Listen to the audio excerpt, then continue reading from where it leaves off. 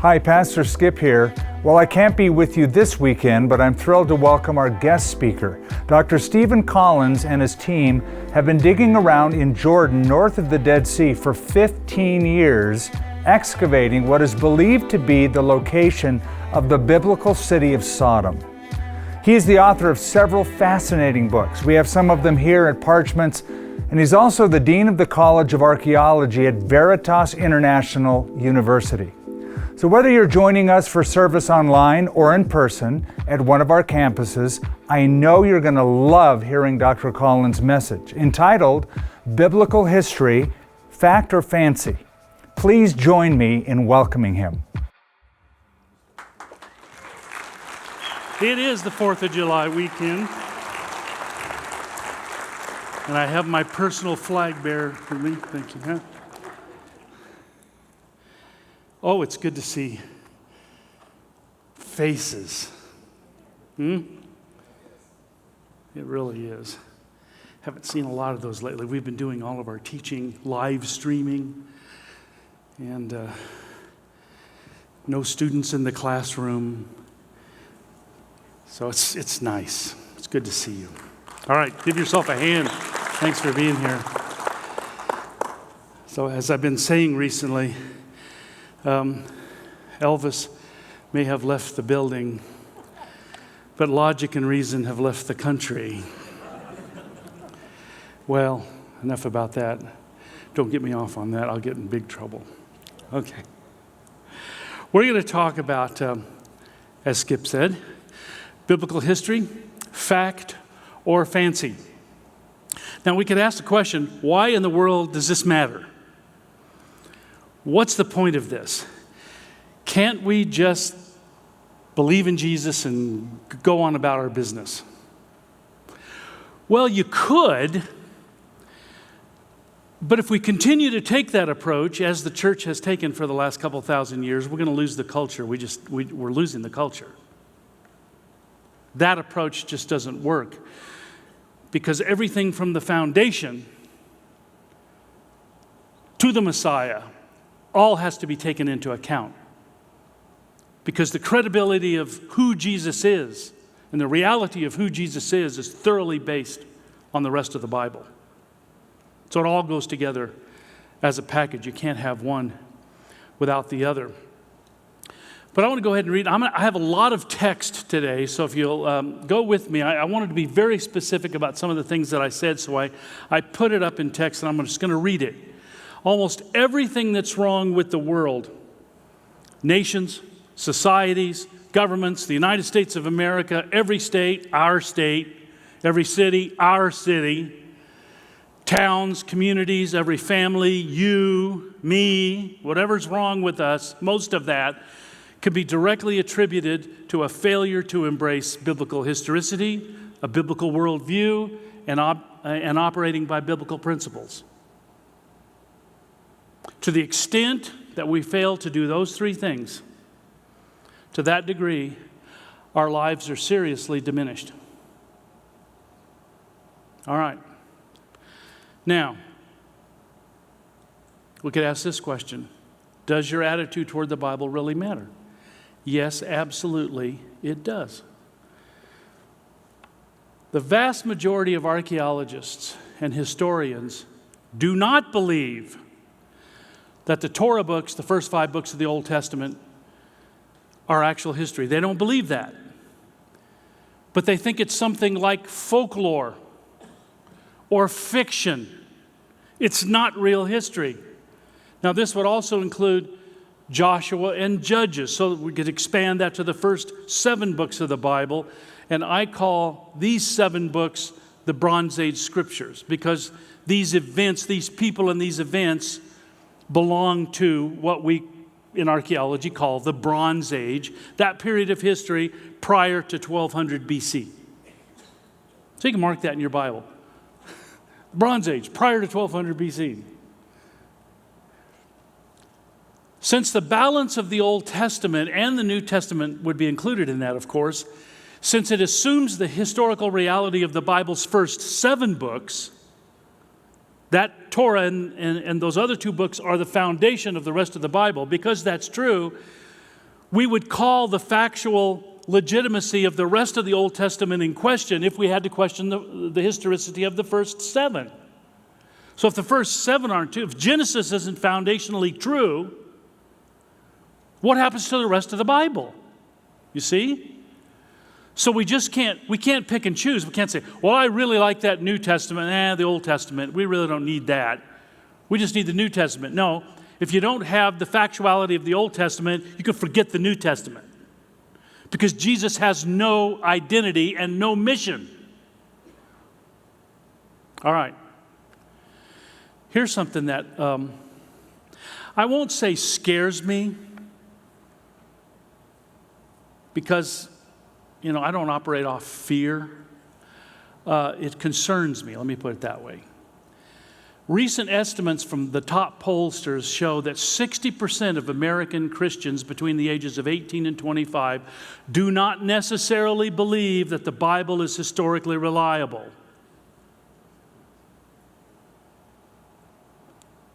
That bothers me a lot. My wife and I were doing a little vacationing this last week, and we went where all the New Mexicans went, Colorado. I mean, you couldn't elbow your way into a state, federal, or private campground. I mean, there were so many, and 90% of the plates were New Mexico. And we ran into a nice young couple. Christians, vocal. The word Sodom, city of Sodom, which I have a little bit of a connection to, came up in the discussion, and it was like looking at a deer in the headlights. What are you talking about? They didn't even know what that was. Is that amazing? There are a lot of Christians who are biblically illiterate, probably, somewhere between 80 and 90%. So that's scary to me. Well, for most scholars and much of the general public, it's doubtful that Adam and Eve and Abraham, Isaac, Jacob, Joseph, Moses, and Joshua, all those people, even existed at all. And really, they don't care. It doesn't really, to them, affect their life. Well, let me give you a couple of scholars here. Niles Peter Lemke, I often give this quote from him because it's standard belief in the archaeological community in which I work that this would be true. By the way, the book, let me tell you how bad things can get. The book from which I took this quote, you know where I bought it? Of course you don't. Right here in Albuquerque, I bought it at Bibles Plus. What does that tell you? Well, not anything about Bibles Plus, a whole lot about who doesn't read the books that they put in their bookstores. Here's what Niles Peter Lemke says. The patriarchal narratives are fiction, not reality. That world does not represent a real world. It stands outside the usual representation of time and space. As a matter of fact, he says, neither the narratives nor their world can be dated to any precise period. In other words, it's just fiction. Here's Israel Finkelstein. I like Israel. We get along really well. See him every year. He usually attends my papers at ASOR. I attend his. But here's what he says. By the way, he's probably now considered Israel's top archaeologist. He says, combination of archaeological and historical research demonstrates that the biblical account of the conquest and the occupation of Canaan by the Israelites is entirely divorced from historical reality. See, that's what we're up against.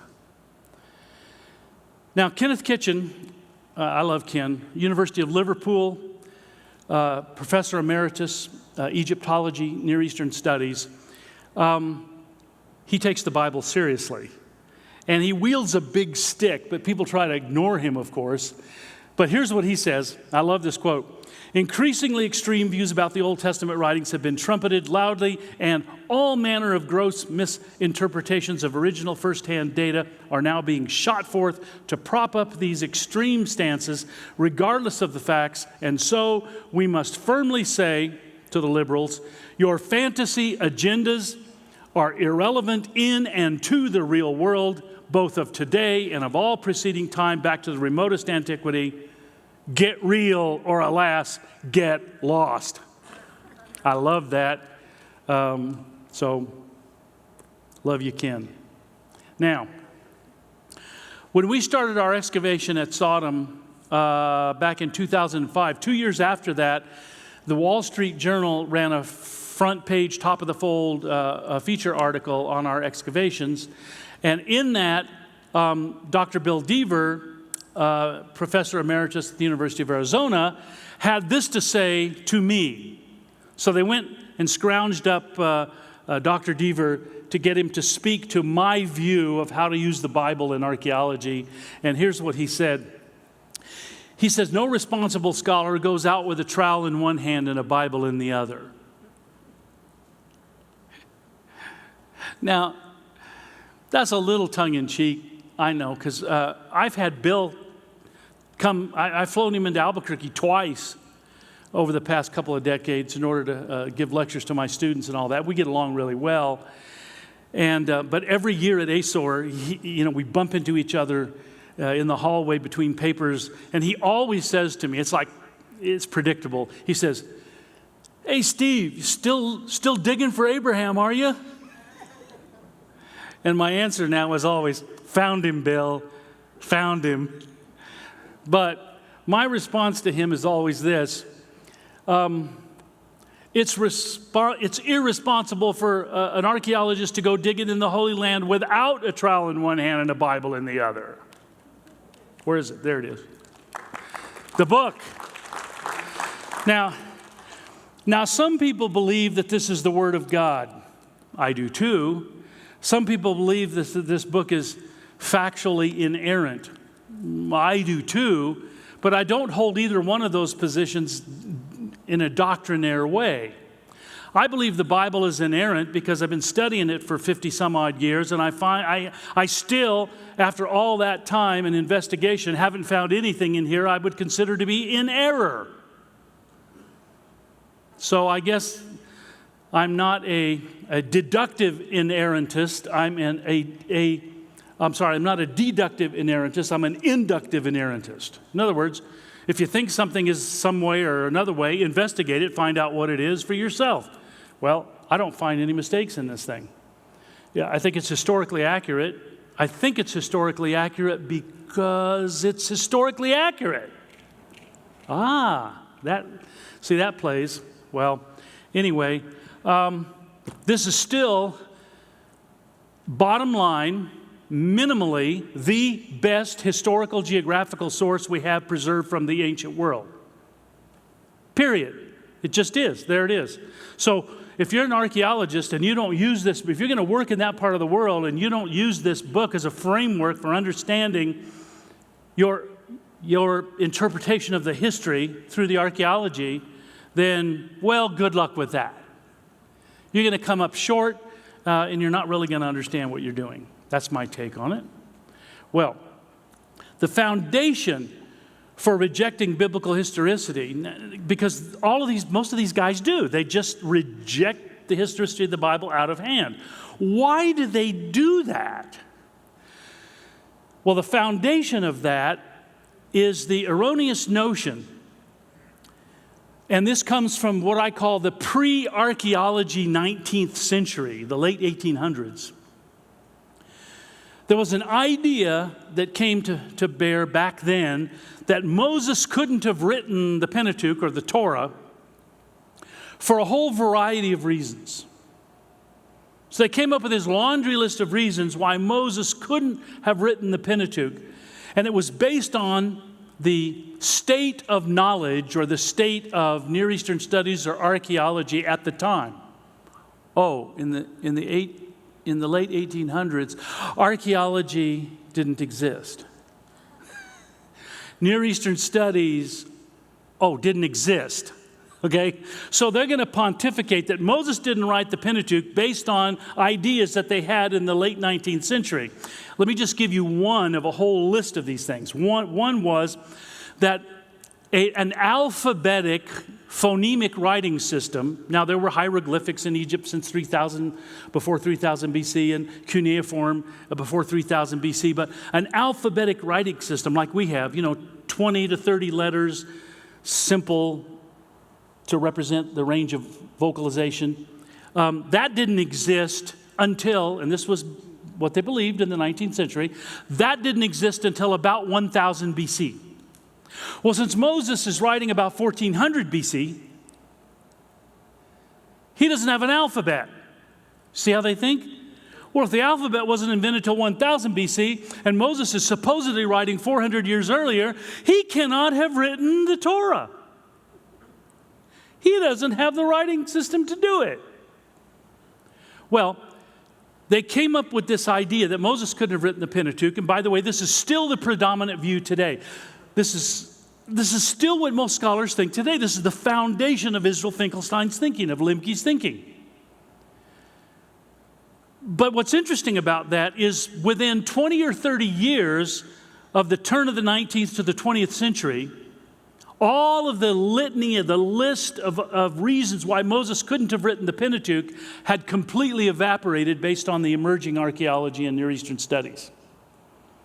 For example, I'll just go back to that one example.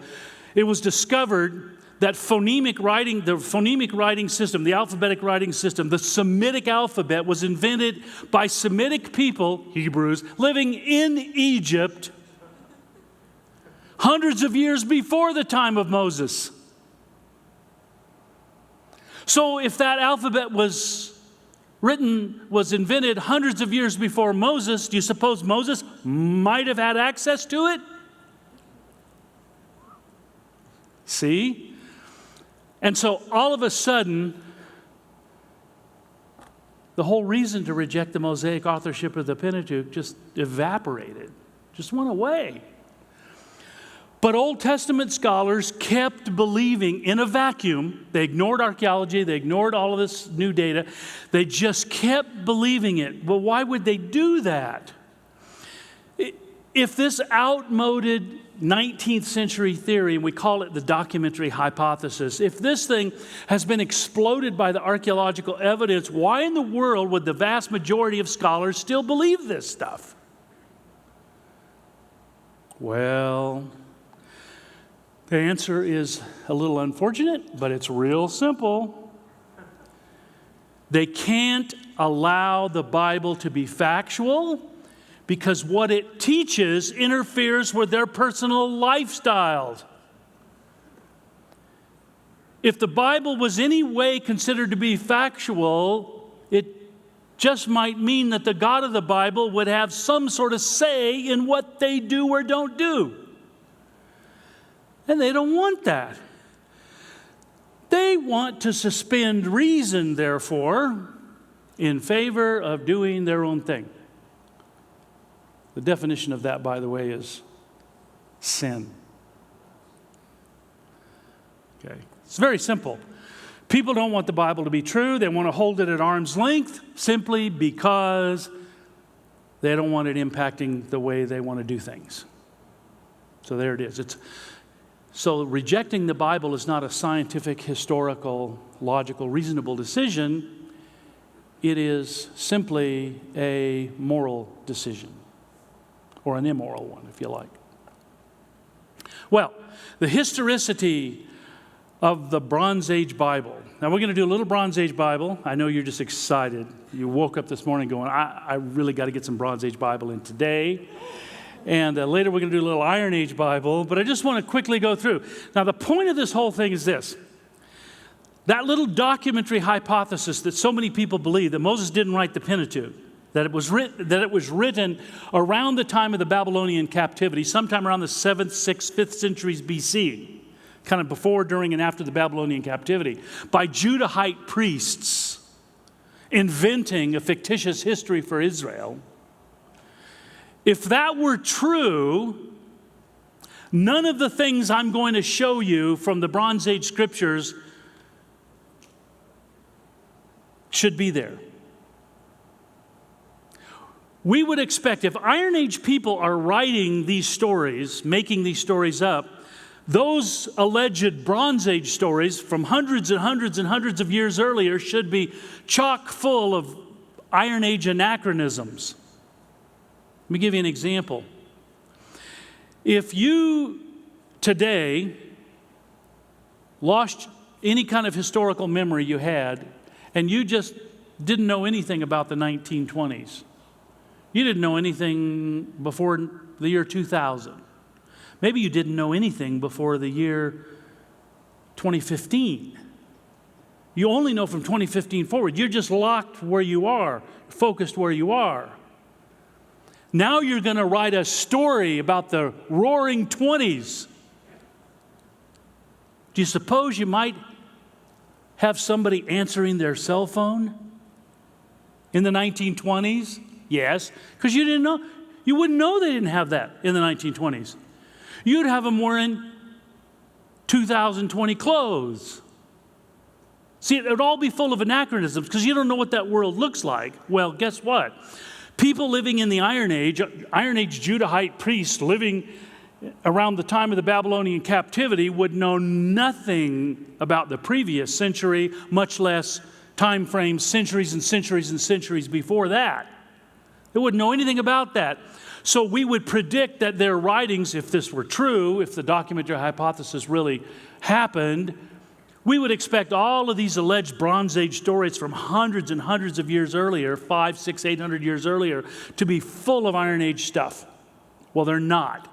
And I want to show you some things here that demonstrate that all of the stories that we read in the Torah literature are actually deriving from and are eyewitness or near eyewitness accounts of the events that are being written a long, long time before the Iron Age.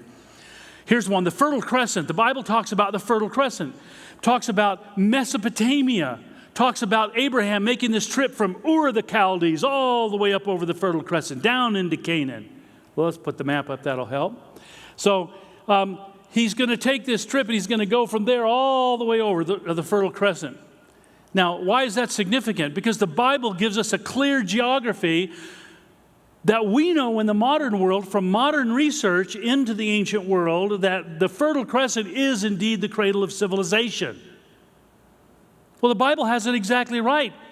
Judahite priests living in the Iron Age didn't know that, wouldn't have any clue of that, where the origins of civilization came from, but yet the Bible nails it precisely. Here's another one, Abraham's covenants with Yahweh, with Abimelech. Guess what? They match the treaty structures of the Middle Bronze Age when Abraham is supposed to be living. Ancient treaties change structure radically over time. Iron Age covenants, contracts, and treaties look absolutely nothing like Bronze Age treaties. Completely different.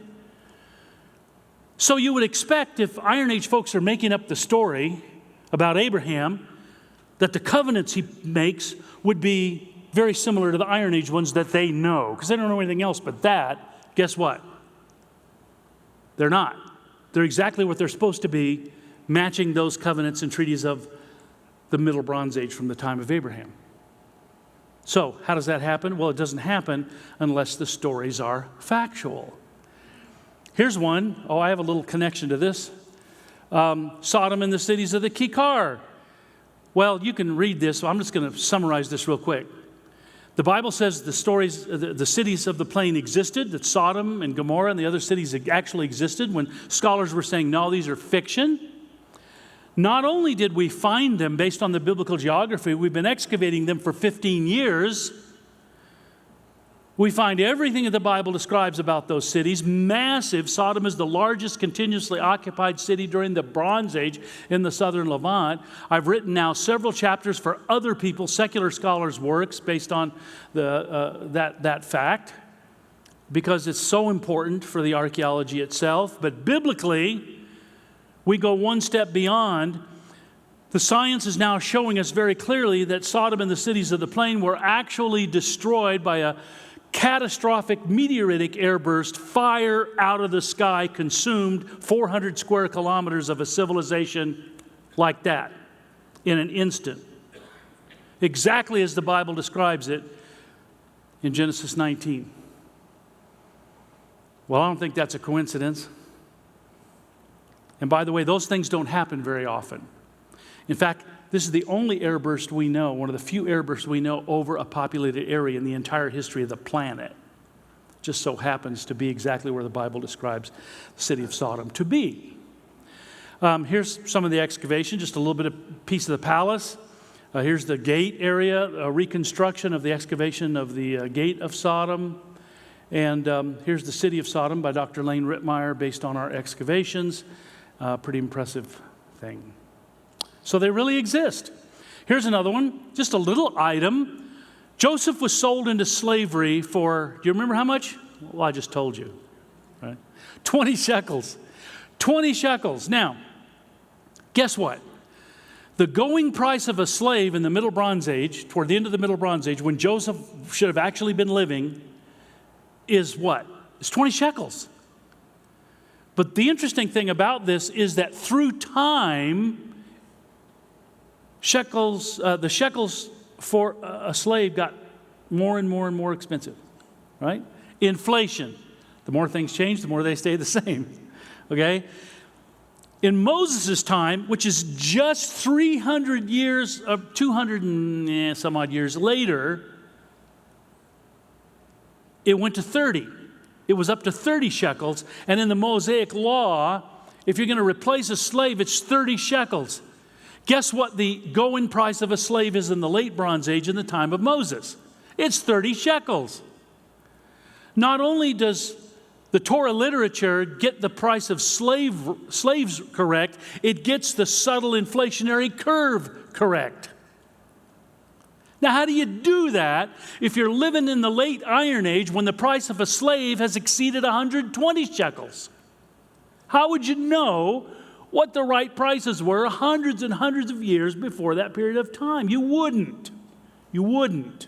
In fact, you wouldn't even be able to read the scripts and the languages in which those ancient records were written, because Abraham didn't speak Hebrew. Okay, neither did Moses.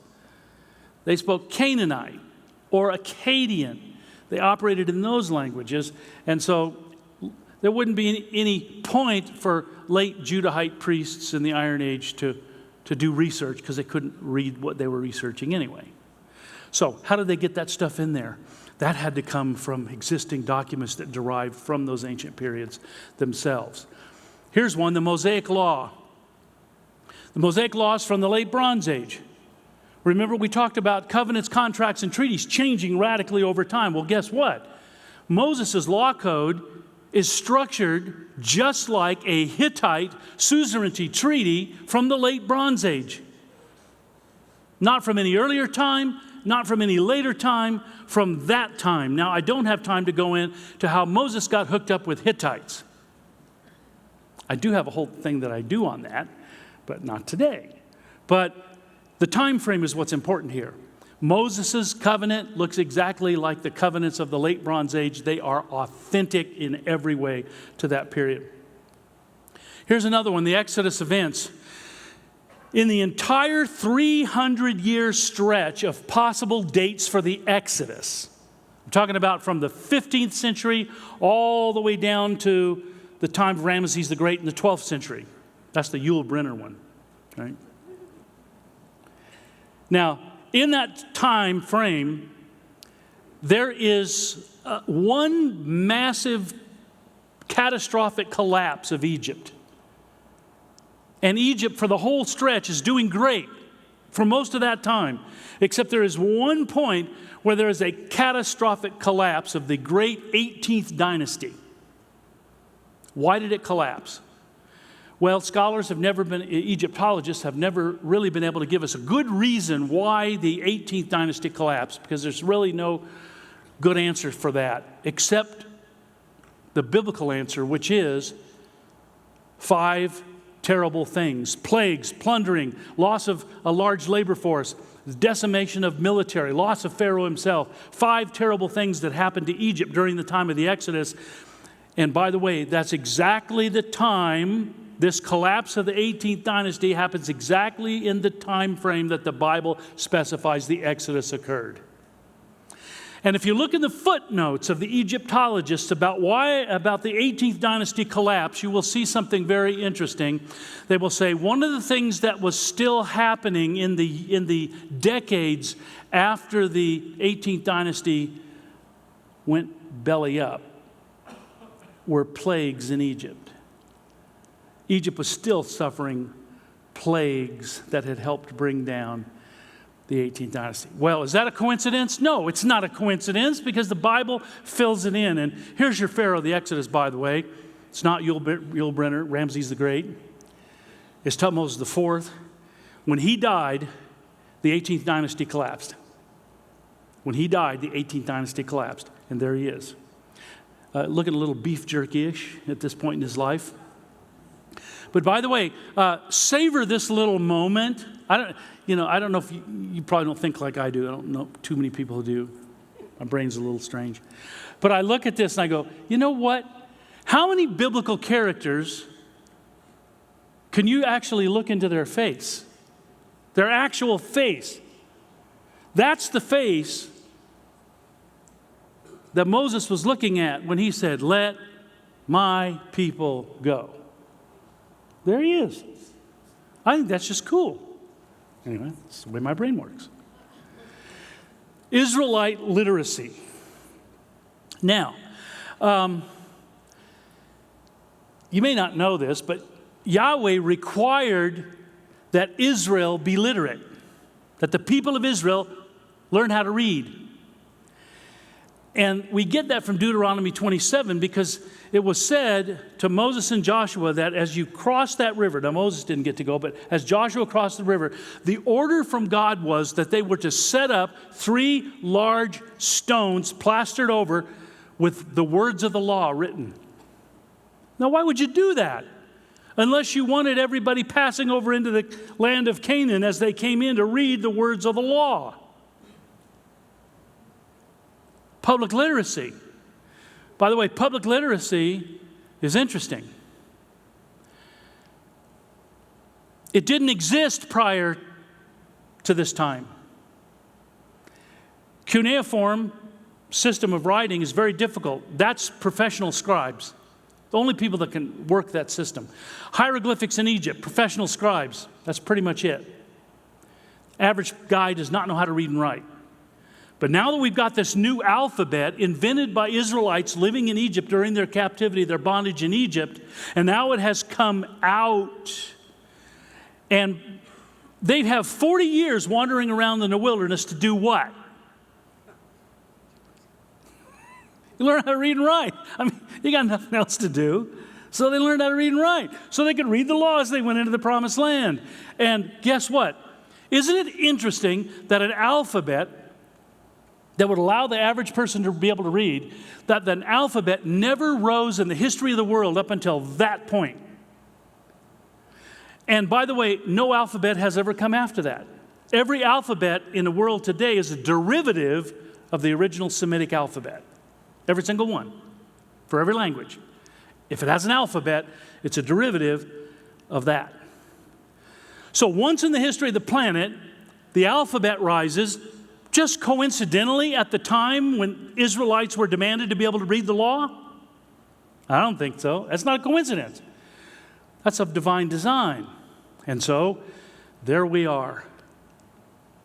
Joshua's conquest. When Joshua crossed over the river, he went into an Egyptianless Canaan. Now you say, well, so what? Canaan was completely annexed and controlled by Egypt from about 1550 BC down to the time of the collapse of the 18th dynasty, the time of Moses. We'll say, so what? God had promised Abraham, Isaac, Jacob, Joseph, Moses, and Joshua that he was going to bring them into a land of Canaanites and Hittites and Amorites and all kinds of ites, but no Egyptians. Canaan and Syria, the whole Levant, was part of Egypt up until the time of the collapse of the 18th dynasty, at the time of the Exodus. When Joshua came into the promised land, it was a land of Hittites, Canaanites, and Amorites. No Egyptians in sight. So it's not only historically accurate, it's a fulfillment of prophecy. Okay? All right. Battle of Jericho. Joshua fit the Battle of Jericho. He comes across the river. He attacks Jericho. Here's the synchronism. Here's the specificity of this. There was no Jericho from about 1600 down to about 1400. No Jericho. Jericho only existed because, by the way, it was taken out as collateral damage at the time of the destruction of Sodom, I think. It's just across the river. So just kind of collateral damage. But it went out of business for 300 years. 300 years. Around 1400 BC, the city of Jericho came back up as a fortified town. Joshua, given the proper framework of the Exodus, Joshua's conquest would have occurred 40 years later. Guess what? Right at the time that Jericho had been operating now again for about 30 or 40 years. Now, I always say poor Jericho couldn't catch a break. They got knocked out in the destruction of Sodom as collateral damage. And just about the time they got the city rolling again, here comes Joshua. And that was the end of it. Because there is no, after that, there's no Jericho. Before that, there's no Jericho. Right there, at the time the Bible says Joshua would have been destroying Jericho, Jericho exists for a very short space. That's it. You don't have any other options. Now, that's very specific to me. And how would Judahite priests live in the late Iron Age even know something like that? They wouldn't, and it's nonsense to think that they would have. The people of Israel on the Merneptah Stela, this is Ramesses the Great's son, in about 1210 BC, he mentions Israel as one of the 9 perennial enemies of Egypt, one of the 9 bows. Well, if they had come into the land of promise sometime around 13-something BC, 1340, 1360 BC, guess what? They have now been there over 100 years. And they're in the land. And they're mentioned by Merneptah in 1210 as existing in the land. But the interesting thing is, in the Egyptian language, there's a little determinative that you put in there as to whether a people consists of as a kingdom or just as a people without a king, just as a people group or a nation or a kingdom with a king. The one that's used for Israel in the Merneptah Stela, and here it is a determinative for a people without a king, a people group without a king. That's exactly what they were at the time, according to the book of Judges. They didn't have a king, but they were a people group of significant power, and they were recognized by the Egyptians. And of course, Merneptah claims to have destroyed them, which he didn't. It was just a brag. Israel, his seed is no more, because if you're a king of Egypt, you have to always say that you killed the 9 bows. All right. Well, here's one. Smite, smote, smitten. Just a little English lesson there.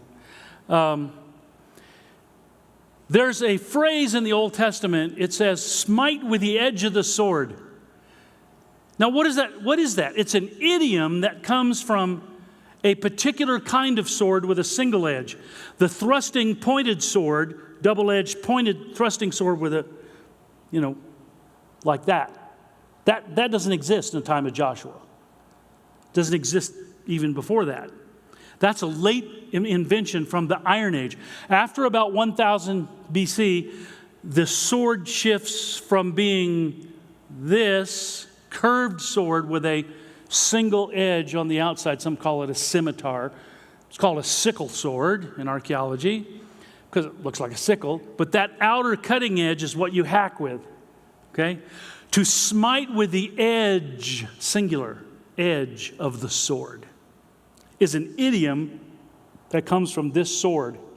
Now, what's interesting is, let me go back to that other slide. If you look at that last little red comment there, that particular idiom, to smite with the edge of the sword, died out in common use after the sickle sword became extinct. So it's used in Scripture up until the time it becomes extinct, and then after that it trails off and disappears. Now that is a subtle, perfect coordination with the reality of evolution of warfare in antiquity. It's amazing to me that that kind of thing even appears in the Bible. Now, Philistines and Homer. So, well, how in the world did the Philistines get hooked, the Bible get hooked up with Homer's Iliad? Well, if you steal something from a foreign god, the Mycenaean Greeks that are being described in the Homeric tales had a way of returning something that you stole from a foreign god. And you have certain procedure to do that. And so the Philistines had stolen, you remember, and this is in 1 Samuel, the Philistines had stolen the Israelite Ark of the Covenant. And everywhere in every Philistine city where that ark went, God had a little fun with them. I love the old King James rendering of this. It says, he struck them with emerods, or hemorrhoids. And so every place the Ark of the Covenant went, nobody could sit down for a week, It's like, and they got tired of it, so they kept pushing it from city to city till it went to the city of Ekron, and they said, we got to get rid of this thing. We're tired of standing up, and so we got to get rid of it. And so they put it on a cart. They put golden mice and golden hemorrhoids on it, put some cattle with it, and sent it up the road. And there was a big ceremony on the other end. They sacrificed the cattle and all of that. Well, what was that? That same sequence of events, sequence of ritual, is found in the Iliad. In returning another object that back then was stolen from a foreign god, and you have to have a protocol to give it back correctly. So he'll quit bothering you. And anyway, this just shows the great historical connections that the Bible has far afield from even what's just in the text. And by the way, the Philistines of the Bible are the descendants of the Mycenaean Greeks who came to the Levant. All right, we're going to spend just a couple of things. I got about 3 minutes here. The historicity of the Iron Age Bible. I'm going to go through these really quickly. David and Solomon. It was thought that the kingdoms of David and Solomon were completely fiction by a lot of scholars. That's what they thought. The problem is if you look at all the known kingdoms around the kingdom, what would be the kingdom of Israel, we know what all those kingdoms are, but there's nothing in the middle. Without the kingdom of Israel in the middle, there's nothing. It's a blank. So even if the Bible didn't exist, knowing what territories all the other kingdoms occupy, we would predict that there would be a kingdom in the middle of that, exactly the size of David's and Solomon's Israel. Well, that's amazing. The Davidic dynasty. King David was thought to be completely a myth by most scholars. Until very recently, starting back in the 90s, and now several of them exist, inscriptions in which we have the actual name of King David, referring to the dynasty of David, the house of David, Beit David. And here's just one of them, and let me spell it out for you. Beit David, the house of David. And this thing appears several times now in inscriptions. Well, when it starts showing up, you can't very well say that David never existed and David didn't have a dynasty. Well, it does. He did. And there it is. Solomon's wealth. This is interesting. Solomon had a lot of gold, didn't he? I mean, just lots of it.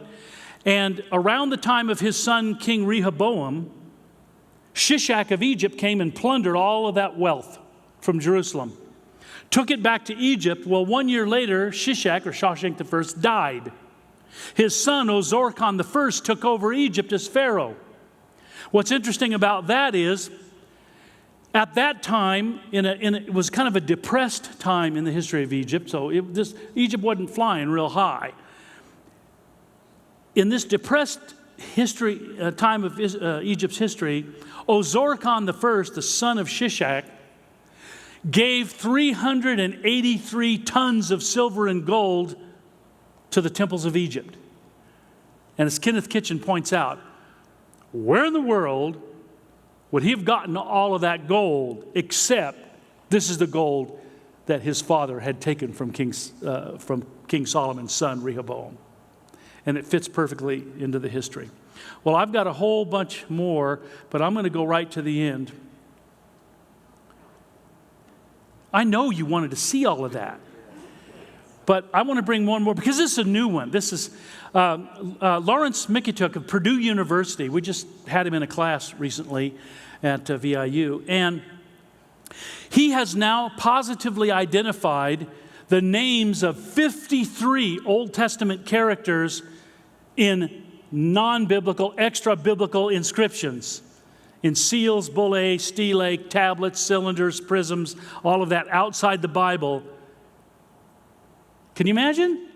And that includes 16 of the 43 kings of Israel and Judah.